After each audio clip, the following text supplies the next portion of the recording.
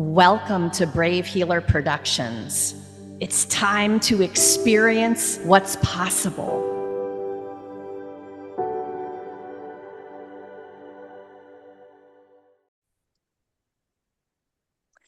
So, what if there's something you haven't learned yet that could change everything? Welcome, everyone. I'm Laura DeFranco, the CEO of Brave Healer Productions, where we are helping the world experience what's possible. And here today to help me with that mission are some of the amazing authors of one of our newest books. This one is called Joy Unleashed, the ultimate guide to living your best life. And I have a couple of the amazing authors today in my Zoom room, but I really need to give our lead author a huge shout out. Shari Alyse, we would not be here without you. Thank you so much for your big vision of joy and getting this stellar group of expert co-authors together to talk about it and write about it and give the world tools for joy. I'm so honored and so grateful to be guiding this with you, Shari. And yeah, it's a phenomenal book, y'all. So you guys get to meet Jody DeSantis Helming today. She's a nationally board recognized educator, a mother of two boys, and a workshop leader who loves to teach others about the power of gratitude in their lives. And Michelle Peacock is the founder of and CEO of Simple Smart Consulting, a supply chain consulting firm that created Quantum Operations, an assessment of how people, process, product, and pricing are all connected by strategy. Oh my gosh, gotta love the P alliteration, Michelle. I love reading bios, you guys. Welcome. So, Jody, you're going to start this party off today. Tell us a little bit of the why behind the chapter that you wrote. Thank you so much. And I am honored to be here this morning. I wrote chapter 16, Create Your Life Story with Gratitude on Every Page.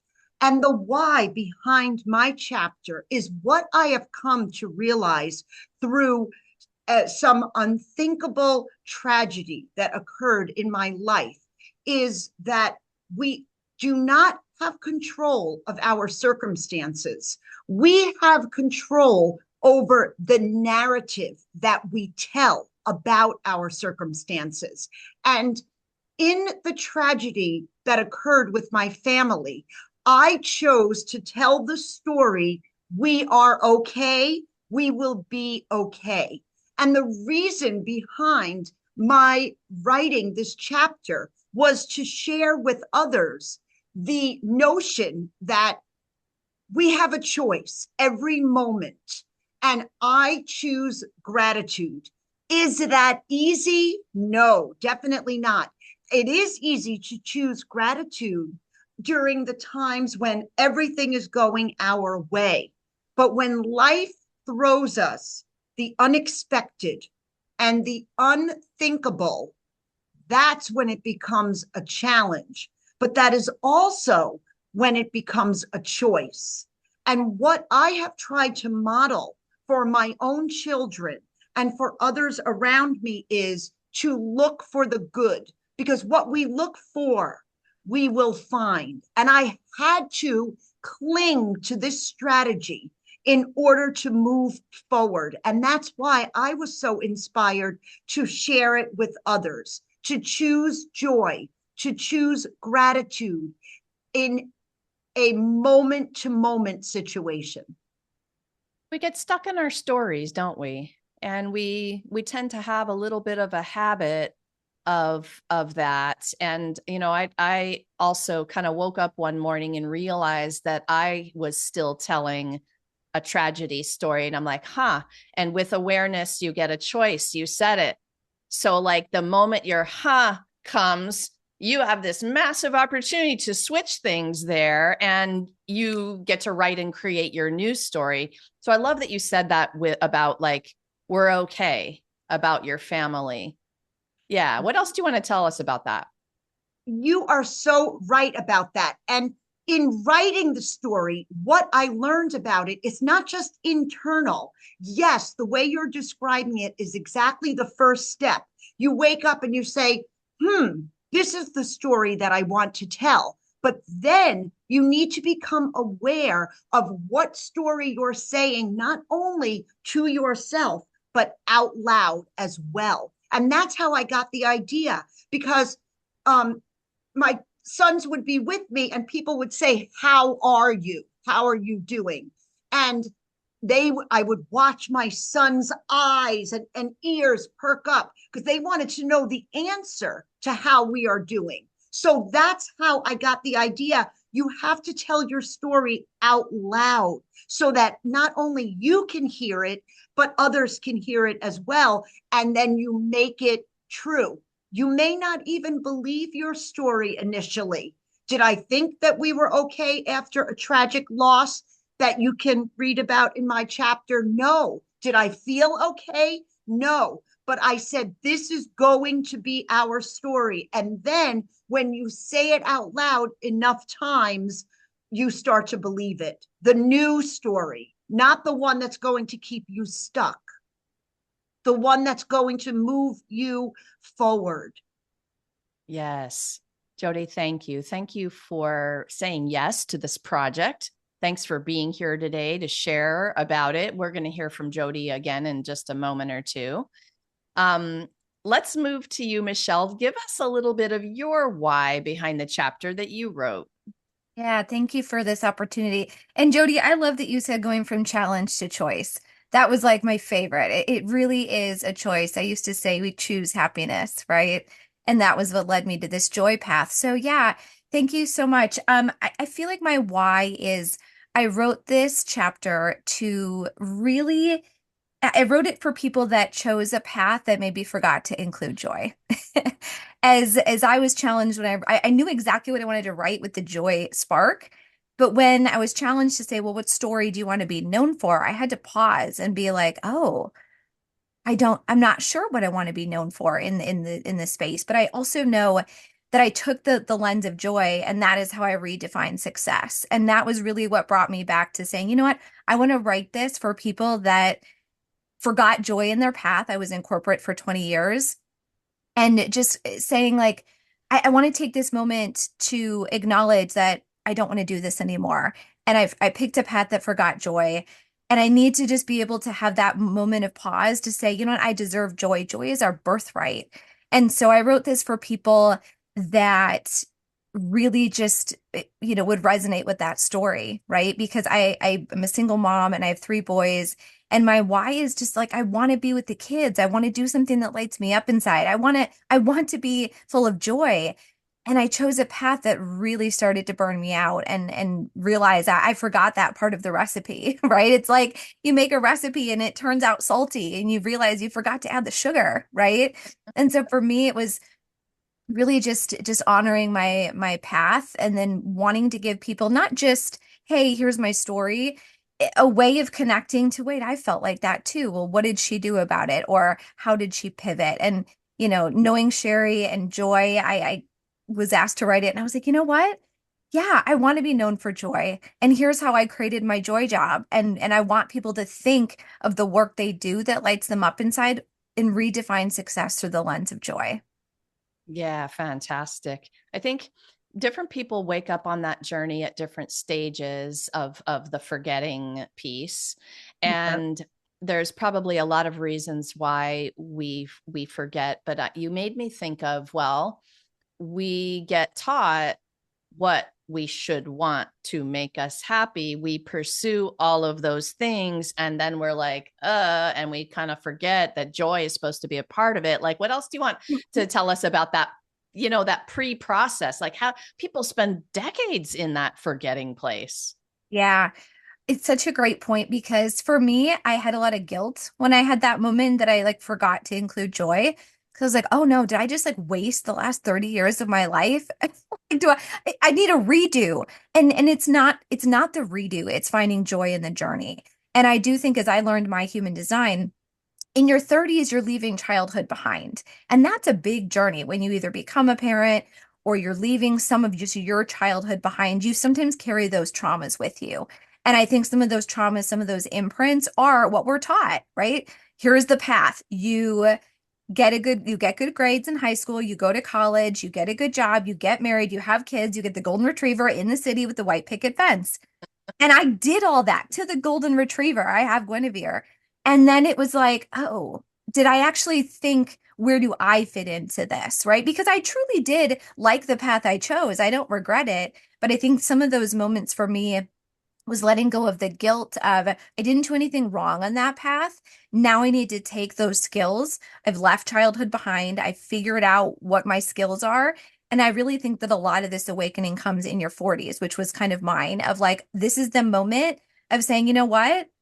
This was the journey. These are the skills that I have now. And what do I want to do with them that I can take that and align it with my purpose to what lights me up inside? And so it's really kind of that letting go of the guilt and also realizing that part of the journey and your parents and the script and what you kind of chose in this path is all there for a reason and to teach you lessons. So I had to let go a lot of guilt of that. I chose the wrong guy to marry. I chose the wrong this. And it was like, no, you didn't. You chose all the right things in that moment that your soul's journey had to learn. And to me, that's a beautiful lens of just kind of taking that breath and realizing that this is all part of the journey. And now what do you do with it moving forward? Yeah, it's a beautiful way to explain all of that. No regrets, no guilt, right?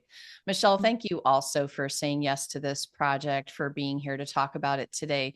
To both of you, I've got some more gratitude. So I'm going to express it as we take a little sneak peek at this beautiful book cover. Joy Unleashed, the ultimate guide to living your best life. You know, you both took on the challenge that I gave you of putting a vulnerable, real story into the book. So thank you both for doing that. But then in the second part of the chapters, we have the spark, which is your master teachings. And this is such an incredible gift. You all, if you're listening to this interview, you're hearing some of these teachings already because these amazing women have lived a minute and they're going to share what got them to this place, right, of joy. Little quick heads up. And thank you to Dino Marino for the cover design. I always like to shout out my cover designers there. So, so you gals did that so brilliantly. And that is part of the gift of this book. Michelle, I want to stick with you now for this next question. And I'm pretty sure I know the answer that is going to come from both of you, but I want to hear a little bit more about the why of it. Can we find joy no matter what?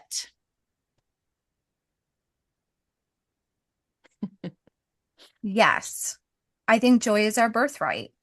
And I do think that if you look through the lessons that you're here to learn, I call them blessings, a lesson wrapped in a blessing. So I do believe if you look at that through the lens and in human design, what we teach is you have the conscious and the unconscious side.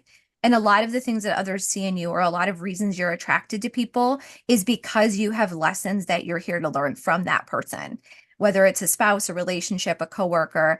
And so if you can look at it through the lens instead of being like, oh my gosh, like, this person's making me angry. I don't deserve joy. Whatever you're like, you don't deserve it is. I'm like, no, you absolutely deserve joy. It's your birthright. And if you look at it through the lens of every person you meet through curiosity of what are they here to teach you, and some of the lessons you would like to be over very quickly, trust me. But I think that the end result is I absolutely deserve joy. And wow, that was a tough lesson, but look at how much stronger I am through it. So I absolutely think that joy is our birthright.